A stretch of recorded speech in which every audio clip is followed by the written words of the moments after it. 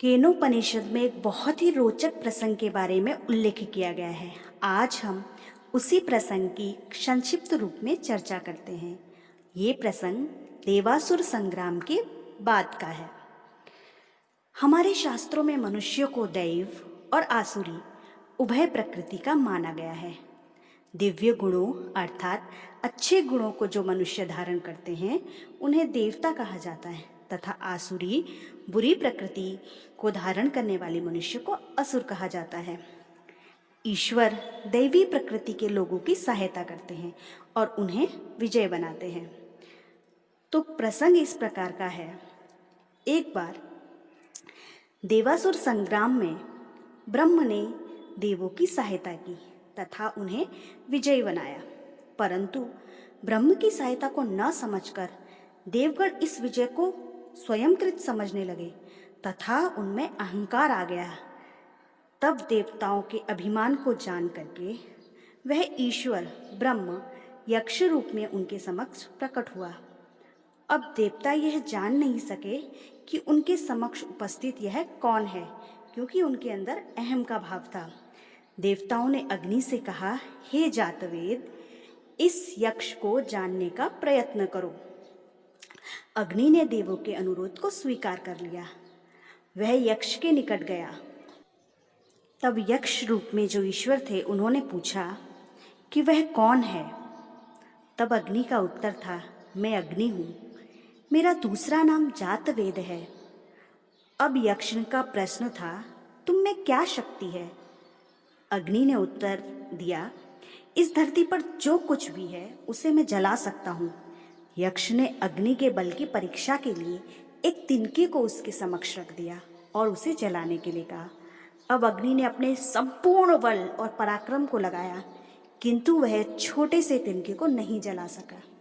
निराश भाव से अग्नि देवलोक लौट गया और उसने यह स्वीकार कर लिया कि वह इस यक्ष को नहीं जान सकता है। अब देवताओं ने वायु को यक्ष को जानने के लिए भेजा। वायु ने भी देवताओं के प्रस्ताव को स्वीकार कर लिया। वह जब यक्ष के समीप पहुंचा तो यक्ष ने फिर वही प्रश्न उससे किया कि तुम में क्या शक्ति है? वायु का उत्तर था, मैं वायु हूँ और मेरा दूसरा नाम मातरिश्वा है। इस धरती पर जो कुछ भी है उसे उड़ा देने की सामर्थ्य मुझ में है। ब्रह्म ने पहले की तरह वायु के समक्ष एक छोटा सा तिनका रख दिया।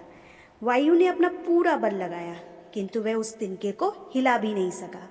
अंततः निराश होकर वायु फिर से देवलोक लौट गया। वह भी यक्ष रूपी ब्रह्म को नहीं जान सका।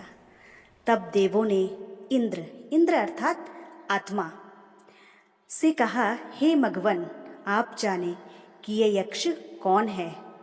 इंद्र ने देवों के आदेश को स्वीकार किया, किंतु जब वह उस यक्ष के समीप गया तो इंद्र को देख करके यक्ष जो है वो छिप गया।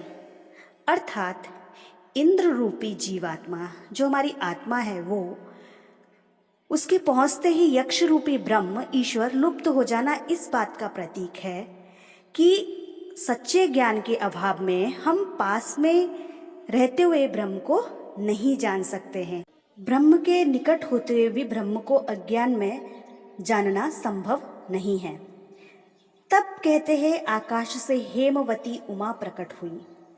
आचार्य शंकर के अनुसार ब्रह्म विद्या को उन्होंने हेमवती उमा कहा है, अर्थात हेमवती उमा के रूप में जो प्रकट हुई वह ब्रह्म विद्या थी आचार्य शंकर के अनुसार।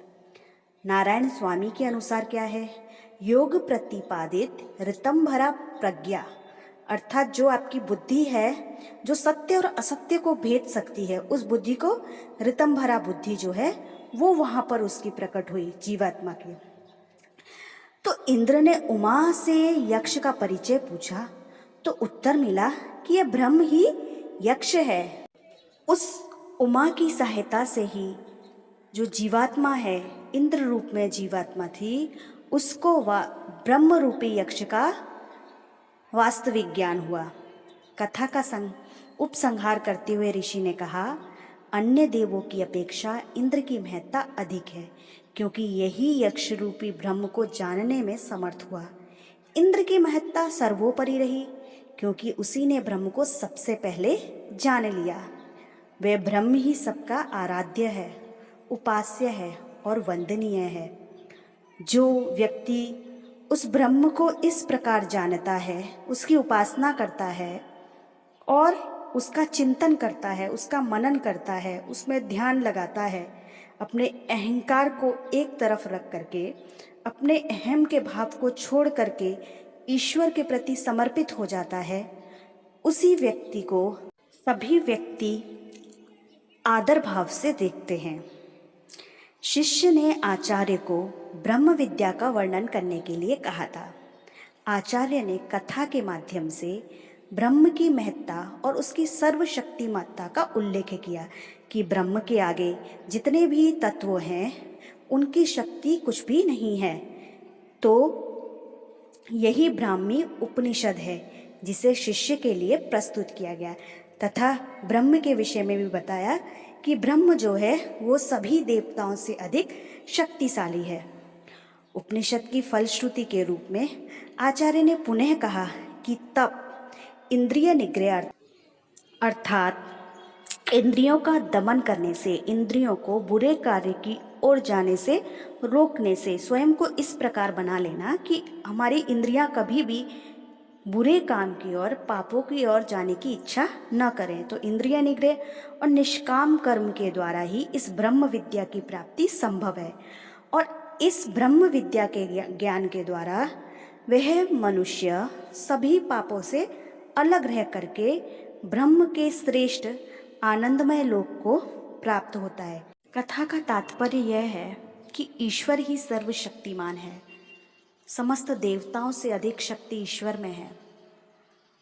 तो सभी देवों का देव होने से हम ईश्वर को महादेव भी बोलते हैं।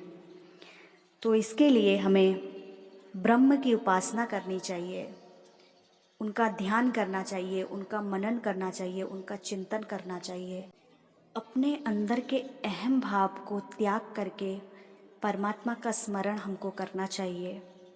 और जो भी काम हो रहा है हमारा, वो जो है ईश्वर की कृपा से ही हो रहा है, ईश्वर के आशीर्वाद से ही हो रहा है, ऐसा समझ करके हमें ईश्वर का ध्यान करते हुए अपने जीवन को जीना चाहिए। यही इस उपनिषद की कथा का सार है। ओम शांति।